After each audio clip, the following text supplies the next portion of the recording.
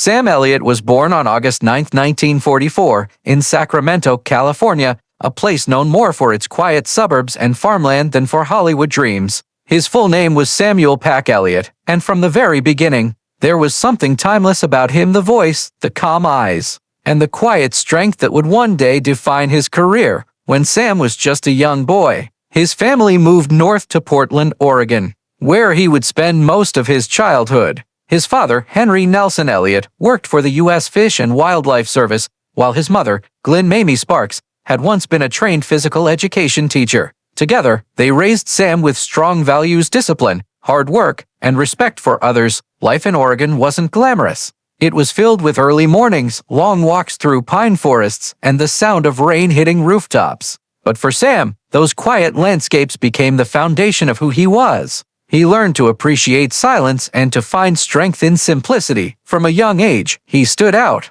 His tall, lean frame and deep voice made people stop and look. Teachers said he had a presence, the kind of calm confidence that drew attention without even trying. But Sam wasn't chasing attention. He was chasing purpose. During high school, he got into sports, especially track and basketball, but he also began developing an interest in acting. He performed in a few school plays, and people quickly noticed how natural he was on stage. Still, his father didn't think acting was a serious path. Henry told his son, "You've got to do something practical, Sam. Real men work for a living." Those words cut deep. Sam respected his father deeply, but that conversation planted a quiet fire inside him. He wanted to prove that following your passion could be just as noble as following the rules. After finishing high school, he attended Clark College in Vancouver, Washington, where he studied English and psychology, but he also joined the theater department. When the local newspaper once wrote a story about his performance in a stage play, it said, "Sam Elliott is the kind of actor who doesn't need to speak to be heard." It was the first time he realized his presence could be his power, encouraged by his teachers. Sam made a bold choice. He decided to move back to California to chase his dream of becoming an actor. But tragedy struck before he could fully begin that journey. His father, Henry, suddenly passed away from a heart attack. Sam was just 18. The loss crushed him. He later said in interviews that his father's death changed him forever. "He never got to see me succeed," Sam said quietly, "but I think he'd be proud that I stayed true to myself." After the funeral, Sam left Oregon with a heavy heart and a quiet promise to himself he would make it in Hollywood, not for fame, but for honor. To show that even a man of few words could make the world listen. After his father's death, Sam Elliott packed his bags and drove south to Los Angeles, carrying nothing but a few clothes, a handful of dollars, and a dream that most people would have called impossible. Hollywood was a city built on hope, but also full of heartbreak. For every star that shone, 1,000 others faded away. Sam knew that, and still, he came. In those early years, he took whatever jobs he could find. He unloaded trucks, worked construction, and even did landscaping to pay rent. At night, he'd attend acting classes and auditions, trying to learn everything he could about the craft, not just how to act, but how to belong in a world that seemed determined to ignore newcomers. He wasn't like the other young actors. Most of them were loud, hungry for fame, and always talking about who they knew. Sam was quiet, polite, and observant. He didn't want shortcuts. He wanted to earn his place.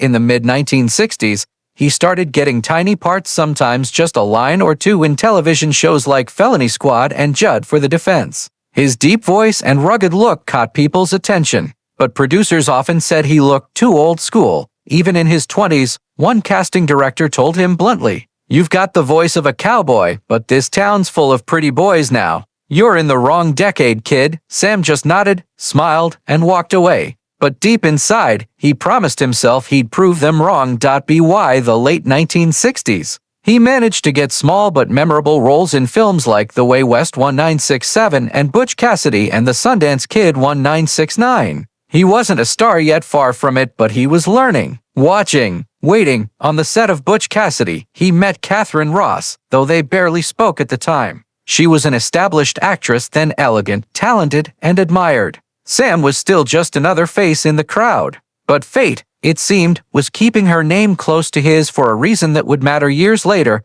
For now, his days were long, and his nights were lonely. The glamour of Hollywood was only a rumor to him. Most of his meals were simple canned food, coffee, and the occasional diner breakfast if he had enough cash left. but even in those lean years, Sam never complained. He was built differently, not for fame, but for endurance. He once said in an interview, "The struggle is what made me. Every no I heard just built another layer of toughness, and that toughness paid off." By the early 1970s, Sam's name started appearing more often in casting lists. His first real recognition came from his performance in the TV movie Murder in Texas and the Western film Lifeguard 1976, where audiences finally saw what Hollywood had been ignoring: a man with quiet power. He wasn't flashy, he wasn't loud, but when Sam Elliott walked into a frame, people looked. And that was all he ever wanted: to be seen. Not for fame, but for authenticity. Still, behind the calm eyes and slow drawl, there was always that wound: the memory of his father's words, the loss that never faded. Every time he faced rejection, every time someone laughed at his old-fashioned style, he'd remember his father's voice telling him to do something practical, but acting was practical for him. It was survival. By the late 1970s, Sam was finally making a living doing what he loved. He wasn't rich, but he had respect. And in Hollywood, that meant everything. Yet, what Sam didn't know then was that his biggest challenge wasn't behind him, it was still ahead. A test that would push his patience, his pride, and his code of respect to its limit, and it would come in the form of one man, a co-star, who would test Sam Elliott's calm like no one ever had before. By the time Sam Elliott reached his 70s, he had already become a living legend. The deep voice, the silver mustache, and that slow, commanding presence, everything about him screamed authenticity. He didn't just play cowboys. He was one. Every role he took, from Tombstone to The Big Lebowski, carried the same quiet strength that Hollywood no longer made.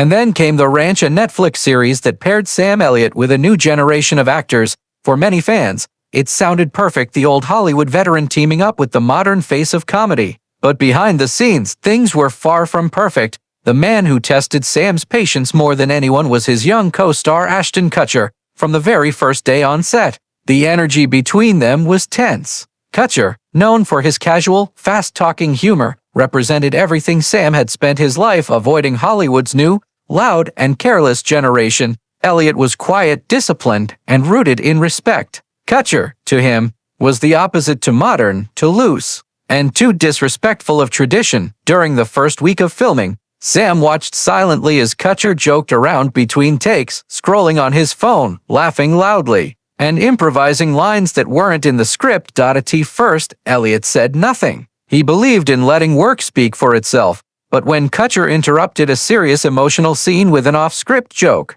Sam's expression changed. The entire set went silent. Later that day, someone on the crew overheard Sam muttering under his breath, "That kid doesn't respect the work. He thinks this is a game." To Sam Elliott, acting wasn't just entertainment, it was a craft built on respect, timing, and discipline. He came from a world where every line, every movement mattered. To Kutcher, it was something different: fast-paced, modern, flexible. And that difference became the spark for a quiet war. As months passed, tension grew. Kutcher tried to lighten the mood, even calling Sam the old man as a joke one day on set. Elliott didn't laugh. He just looked at him, his voice calm but firm. "Son, I've been doing this longer than you've been alive. Don't mistake age for weakness." That single moment told everyone what they needed to know. Sam Elliott didn't play games. Over time, the crew learned to read the energy between them. When Sam was on set, people spoke softer. When Kutcher came in, laughter filled the air again. It was like two different worlds colliding: the old Hollywood that lived by respect, and the new Hollywood that lived by speed. In interviews, Kutcher tried to play it off, calling Sam a mentor and a legend, but those close to the production said otherwise. The two men rarely spoke outside of scenes. They did their work, nothing more, nothing less. Elliott never raised his voice, never argued publicly, but his silence said everything. One of the crew members once recalled him saying, "I don't hate the kid. I just hate what he stands for, this new Hollywood where respect is optional." That was the closest he ever came to admitting the truth. Sam Elliott didn't just dislike Ashton Kutcher. He truly hated the attitude, the arrogance, the carelessness, the loss of values that once defined the industry he gave his life to. To Sam, Hollywood wasn't about fame. It was about dignity, and when he saw that fading from the next generation, it felt personal, like watching a sacred code being broken right in front of him. Still, Sam finished The Ranch like the professional he was. He showed up on time, knew his lines, and gave everything he had to his character. But when the show ended, he didn't look back. When asked later if he'd ever work with Kutcher again, he simply smiled and said, "Once is enough," when the ranch ended. Sam Elliott didn't celebrate. He quietly packed his things, thanked the crew one last time, and walked off the set without fanfare. To most people, it was just another rap day, but for Sam, it felt like the closing of a chapter he had never truly enjoyed. For all his professionalism, those years had tested his patience and pride. Elliott had survived decades in Hollywood without scandal, gossip, or ego battles, but the ranch left a bitter taste. It wasn't about fame or money. It was about respect, something Sam believed should never be negotiable. He once said in a rare interview, "I come from a time when you looked people in the eye and meant what you said. Now, everyone's looking at their phones instead." The feud with Kutcher wasn't just between two actors, it symbolized a bigger clash between generations. Elliott represented the old guard, men who worked hard, showed up early, and treated every role as sacred. Kutcher represented the new world, fast-moving, digital, spontaneous. The two could never truly understand each other, and deep down, Sam knew that was the future of Hollywood, a future he didn't belong to anymore. After the show, Sam turned down several offers. He didn't need the work, he needed peace. He moved back to his ranch in Oregon, the same land where he had found strength as a boy. The mountains, the smell of pine, and the endless open space gave him what Hollywood never could silence. There, alongside his wife Catherine Ross, the same woman he'd met decades earlier during Butch Cassidy and the Sundance Kid, Sam spent his later years living simply. They raised horses, worked the land, and stayed out of the spotlight. He didn't attend many Hollywood events anymore. When asked why, he just said, "I had my time. Now I just want to be where things make sense." Still, the stories never stopped. Fans admired him for being real, a man who didn't bend even when the world around him changed. And while Sam never publicly attacked Kutcher, insiders knew he carried the disappointment quietly for years. To some, it might have been just a clash of styles, but to Sam, it was about the slow death of values, a loss of respect that hurt deeper than any insult. One close friend once said, Sam didn't hate Kutcher as a person. He hated what Hollywood was becoming: careless, loud, and forgetful. Elliott continued working in selective roles, most notably delivering a breathtaking performance in A Star Is Born 2018. Critics praised him for his emotional depth and raw honesty, proof that true talent never fades. That performance reminded everyone what made Sam Elliott a legend in the first place: authenticity. No filters, no gimmicks, just truth. As he entered his late 70s, Sam began slowing down. The long shoots, the travel, the endless interviews, they didn't matter anymore. What mattered was peace. He spent most mornings riding horseback across the fields of his Oregon property, his hat tilted low, his voice quiet but steady. Friends say he found happiness in simple routines: feeding the animals, fixing fences, or sharing coffee with Catherine on the porch while the sun rose over the mountains. He didn't talk much about Hollywood anymore. When fans stopped by or sent letters, he always replied kindly, sometimes adding a handwritten note: "Thank you for remembering. Keep your heart strong." His health began to show signs of strain in his later years. The long physical shoots, the stunts, and the stress of decades in the industry had taken their toll. He became more private, only appearing occasionally for interviews or special tributes. But even then, that voice, deep, calm, unmistakable, never lost its power. When younger actors asked him for advice, he'd always say, "Show up, do your job, respect the people you work with." That's it. That's the code. And that was Sam Elliott, a man who didn't just act like a cowboy, but lived by a cowboy's code. He believed in respect, he believed in hard work, and he believed that being a good man mattered more than being a famous one. As Hollywood kept racing forward with new trends, flashy personalities, and digital fame, Sam Elliott remained the symbol of something fading, the last echo of an era when men kept their word and honor still meant everything. When asked once in an interview if there was anyone he truly couldn't stand, Sam smiled slowly and said, "Let's just say I've met a few who forgot what this job's about. I didn't hate them. I just hated seeing what we were losing." Those words said it all. He never forgave the disrespect. He never forgot the silence between him and the man who'd mocked him, but he also never let hate define him. Sam Elliott became what every real actor hopes to be: